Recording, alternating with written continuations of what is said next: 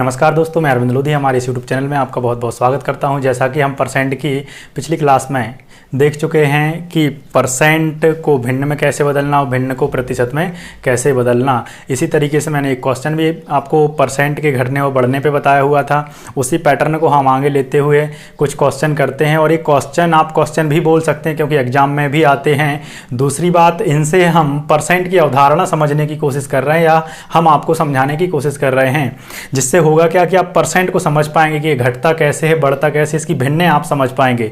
तो इनमें आप ऐसा बोर बिल्कुल भी ना हो कि ये इजी क्वेश्चन है, टफ भी क्वेश्चन लाऊंगा। लेकिन एक अच्छे शिक्षक का जो रोल होता है वो ये होता है कि वो स्टूडेंटों के लिए सरल से कठिन की तरफ ले चले, ना कि कठिन से सरल की तरफ, ताकि आपको मैथ से डर छूटे। ऐसा ना हो कि आपके दिल में या दिमाग में मैथ का डर और बन जाए। हाँ, हो सकता है कि कुछ जो छात्र हैं वो पहले से पढ़ रखे हैं तो उनके लिए बिल्कुल लग सकता है, तो वो इस वीडियो को स्किप भी कर सकते हैं। और दूसरी बात, जैसे कि मैं देख रहा हूँ कि आप लोग वीडियो देखते ज़रूर हैं, लेकिन आप ना तो लाइक करते हैं, ना डिसलाइक करते हैं, ना कमेंट करते हैं। तो आप लाइक करें, अगर पसंद आता है तो लाइक करें, और नहीं आता है तो डिसलाइक बिल्कुल करें, क्योंकि दो में से कुछ तो करना पड़ेगा। आप बिल्कुल न्यूट्रल ना रहें, ऐसे कि कोई फ़र्क नहीं पड़ता, गिफ्ट की तरह ना रहें कि अगर पसंद नहीं आया तो किसी और को दे देंगे, पसंद आ गया तो रख लेंगे। ऐसा बिल्कुल भी नहीं है। आप बताएं ज़रूर उसको लाइक और डिसलाइक करके। क्लियर है? तो शुरू करते हैं, क्वेश्चन देखते हैं।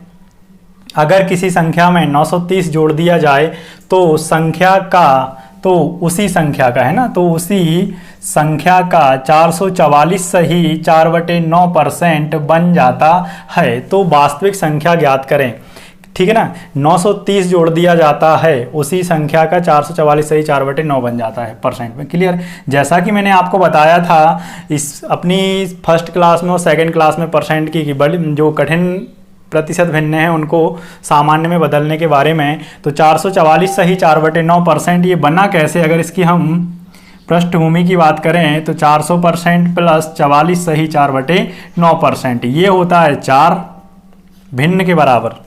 भिन्न में कितना होगा ये? भिन्न, क्योंकि हर एक संख्या क्या होती है? भिन्न होती है, बटे में एक है इसके। 400 100% 1, 200% 2, 300% 3, इसी तरीके से 400% 4।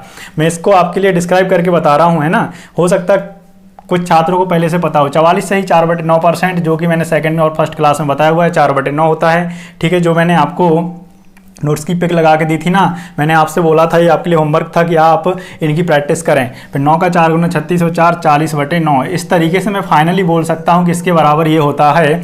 तो अगर आप इसकी प्रैक्टिस पहले से बना के नहीं रखते हैं तो आपको एग्जाम में करना पड़ेगा, और एग्जाम में करेंगे तो इतना समय आप ले जाएंगे। इसको डायरेक्ट कैसे करेंगे? 444 सही 4/9%, 444 सही 4/9%। अब आपके दिमाग में तुरंत आना चाहिए कि 444 सही 4/9% में 44 सही 4/9%, 4/9 होता है और 400% 4 होता है। तो 4 में 4/9 जोड़ेंगे, 9 चौके 36, 4 40/9। क्लियर? इसका मतलब ये हो गई कौन सी संख्या? वास्तविक संख्या। ये हुई आपकी वास्तविक संख्या।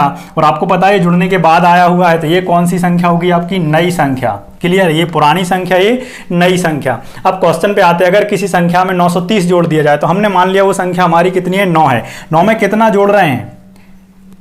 ठीक है ना, तो उसी संख्या का 444 सही 4/9% बनता है। 9 का 444 सही 4/9% 40 है। जी हाँ, तो 9 में कितना जोड़ रहे हैं? 40 बन रहा है 31, लेकिन 31 तो नहीं जोड़ना था ना, क्योंकि हमने 9 तो यूनिट माना हुआ है, 9 यूनिट वास्तविक संख्या मानी है, तो 40 यूनिट नई संख्या आई है। जुड़ी कितनी यूनिट है? तो 31 यूनिट। 31 यूनिट या 31 इकाई बराबर हम कितना लिखेंगे? 930 लिखेंगे, क्योंकि वास्तव में कितना जोड़ा गया है? 930। तो 1 यूनिट बराबर यहां से हम वैल्यू निकाल लेंगे, है ना। 31 का कितना गुना लिखा हुआ है? 3 गुना लिखा हुआ है, और ये 0। तो 1 यूनिट बराबर वैल्यू 30 आ चुकी है। तो वास्तविक संख्या हमको बताना है, तो 9 गुना कितना कर देंगे हम? 30। तो 9 का 3 गुना कितना होगा? 27। 270 वह वास्तविक संख्या होगी। जी हाँ, वास्तविक संख्या कितनी हो जाएगी?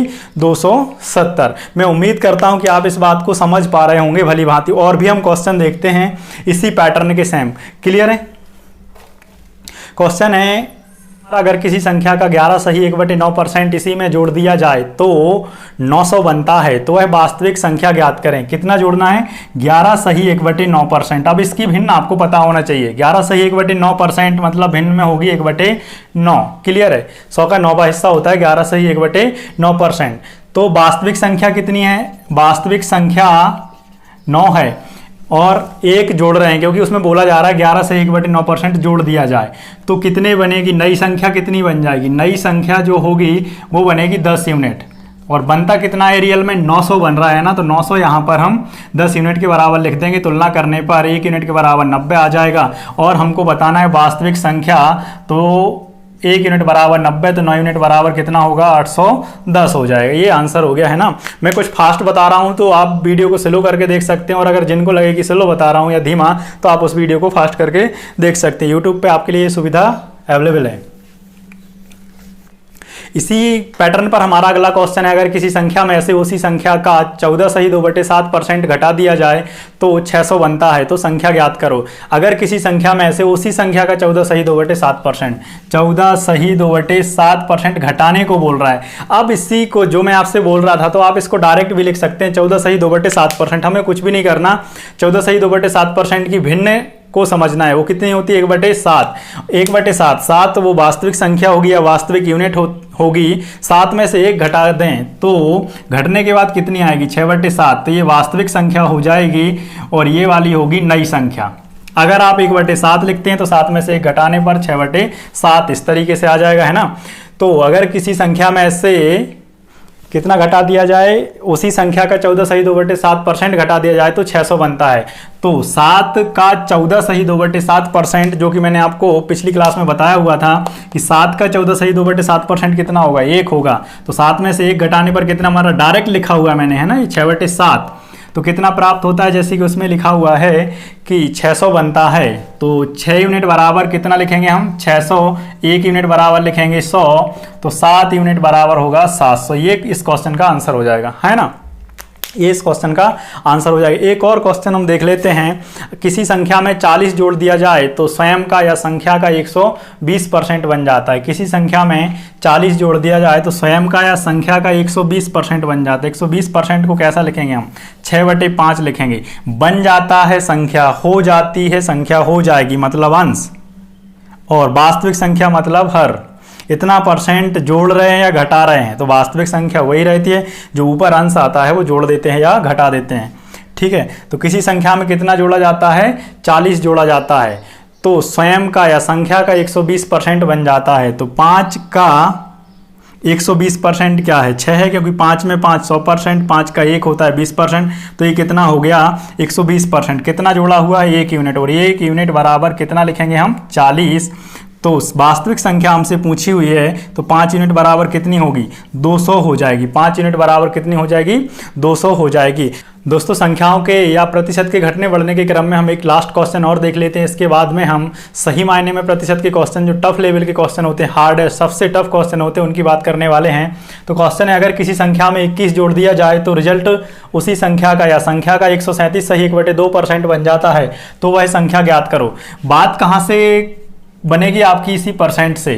अगर आप प्रतिशत से भिन्न बनाना समझ गए हैं तो, अगर नहीं भी समझे तो आपको समझना पड़ेगा, क्योंकि XYZ से काम होने वाला नहीं है, क्योंकि XYZ से यहाँ से लेके यहाँ तक पूरा आपको बोर्ड भरना पड़ेगा या कॉपी भरनी पड़ेगी। क्लियर है। 137 सही 1/2%, मतलब 100 में 37 सही 1/2% जोड़ा हुआ है। 100 मतलब 1, 100 मतलब 1, और 37 सही 1/2% की वैल्यू 3/8 होती है। मैं आशा करता हूँ कि आपने ये पढ़ रखी होंगी, जो कि मैंने वीडियो पिछले इसमें डाला हुआ है। तो इस तरीके से ये बनेगा 11/8। क्लियर है। तो आप ऐसा भी बोल सकते हो, अगर किसी संख्या में 21 जोड़ दिया जाए तो रिजल्ट उसी संख्या का 11/8 बन जाता है, तो वह संख्या ज्ञात करो। तो 8 वास्तविक संख्या और 11 बन चुकी है नई संख्या। कितना जोड़ा गया है 3 यूनिट, और 3 यूनिट बराबर वास्तव में कितना जोड़ा गया 21, तो 1 यूनिट बराबर 7। तो 8 यूनिट वास्तविक संख्या है, तो 8 का 7 गुना कितना हो जाएगा 56। मैं उम्मीद करता हूं कि आप % की जो मैंने बेसिक अवधारणा है, आपको बेसिक कॉन्सेप्ट बताया हुआ है, वो आप अच्छी तरीके से समझ गए होंगे। फिर भी अगर आपको कोई समस्या है तो आप मुझे जरूर बताएं। अगर वीडियो पसंद आता है तो आप लाइक करें, और नहीं पसंद आता है तो आप डिसलाइक जरूर करें, और कमेंट करके बताएं कि अगर आपको प्रतिशत की जो प्रतिशत से भिन्न में बदलते हैं उसकी ज़रूरत है, तो मैं एक अलग से आपको सेपरेट वीडियो बनाऊंगा। नहीं तो मेरे हिसाब से आप स्वयं करें, क्योंकि जो आप स्वयं करेंगे और आपके जो कॉन्सेप्ट क्लियर होंगे वही आपको एग्जाम में काम में आएंगे। कठिन क्वेश्चन या सरल पढ़ लेने से कुछ नहीं हो जाता, होता है आपके नॉलेज, आपके कॉन्सेप्ट क्लियर होने से। तो क्लियर है, अभी के लिए इतना ही। इसके बाद हम % के बहुत अच्छे क्वेश्चन लाने वाले हैं। तो क्लियर, आप कंटिन्यू हमारे साथ बने रहे और देखते रहिए गतिमान एकेडमी को। Thank you.